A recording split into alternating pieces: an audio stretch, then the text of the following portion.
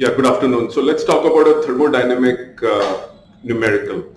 In this numerical, a gas undergoes 3 steps. Step number 1 is isobaric, step number 2 is isochoric, and step number 3 is isothermal. It is also given in the numerical that the process step 1, 2, 3 are cyclical, which means finally you will have a closed loop.